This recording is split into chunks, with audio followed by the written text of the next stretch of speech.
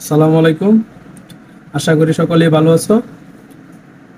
আজ আমি তোমাদের সামনে নবম শ্রেণীর বাংলা সিলেবাস এবং মানবন্টন নিয়ে আলোচনা করব। আমরা অনেকে হয়তো বিড়ম্বনায় আছি, কিভাবে পরীক্ষা হবে, কত নম্বরের পরীক্ষা হবে, কিভাবে কি লিখবো, ওই বিষয়টা নিয়ে আমি আজকে আলোচনা করব। প্রথমে আমরা শুরু করি নবম শ্রেণীর সিলেবাস ও মানবন্টন। বার্ষিক পরীক্ষার সিলেবাস। বার্ষিক পরীক্ষাটা হবে আমাদের প্রথম অধ্যায় পৃষ্ঠা হচ্ছে 1 থেকে 14, দ্বিতীয় অধ্যায় পৃষ্ঠা 1 থেকে 38, তৃতীয় অধ্যায় পৃষ্ঠা 39 থেকে 77, চতুর্থ অধ্যায় 78 থেকে 99 পৃষ্ঠা, পঞ্চম অধ্যায় 100 পৃষ্ঠা থেকে 112, আর পঞ্চম অধ্যায় 100 থেকে 112, ষষ্ঠ অধ্যায় পৃষ্ঠা হচ্ছে এক সবগুলা না, ষষ্ঠ অধ্যায় হচ্ছে 113 থেকে 122, 139 থেকে 149, 163 থেকে 171, 180 থেকে 192। এই হচ্ছে আমার সিলেবাস। প্রশ্নটা কিভাবে হবে, কিরকম প্রশ্ন হবে, আমরা কিভাবে কি লিখব, ওইটা নিয়ে আমি আলোচনা করতেছি। যেমন প্রশ্নের ধারাটা হবে প্রথম 1 নাম্বার কোশ্চেন নৈর্ব্যক্তিক প্রশ্ন। এই নৈর্ব্যক্তিক প্রশ্নের ভিতরে আমার 15টি থাকবে এমসিকিউ, মানে বহু নির্বাচনী।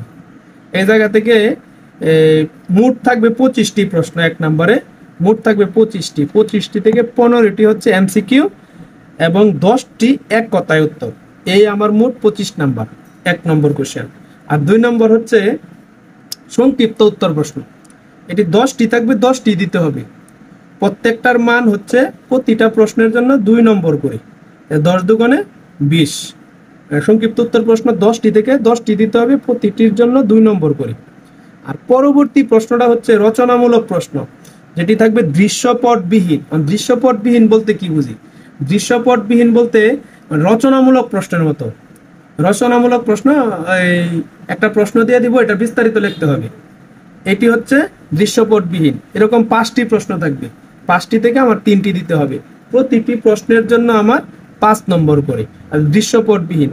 আর দৃশ্যপট নির্ভর হচ্ছে আমার পাঠ্য বইয়ে কিছু গল্প কবিতা আছে, ওই বিষয়গুলোর উপর কিছু প্রশ্ন লিখতে হবে। এরকম 7টি প্রশ্ন থাকবে, 5টির উত্তর দিতে হবে। রচনামূলক প্রশ্ন 2 রকম হবে, একটা হচ্ছে দৃশ্যপটবিহীন, আরেকটি হচ্ছে দৃশ্যপট নির্ভর। দৃশ্যপট নির্ভর হচ্ছে যে প্রশ্নগুলা মানে আমার মেইন বই থেকে, সবগুলো প্রশ্ন অবশ্যই মেইন বই থেকে হবে। এই দৃশ্যপটবিহীনটা হচ্ছে কোনো ক্লু থাকবে না। আর দৃশ্যপট নির্ভর হচ্ছে ক্লু থাকবে। এমন 7টি প্রশ্ন দেওয়া থাকবে, তার থেকে আমি 5টি প্রশ্নের উত্তর দেবো। এই প্রশ্নটির জন্য একটু বড় করে লিখতে হবে। এই রচনামূলক দৃশ্যপট নির্ভর প্রশ্নটি একটু বড় হবে, কারণ প্রথমে জ্ঞানমূলকের মতো উত্তর দেব, দ্বিতীয় একটু ব্যাখ্যা করব, তারপরে আমি নিজে কি বুঝলাম এরকম লিখবো। এরকম প্রতিটা প্রশ্নের জন্য আমার 8 নম্বর করে বরাদ্দ, 5 8 40।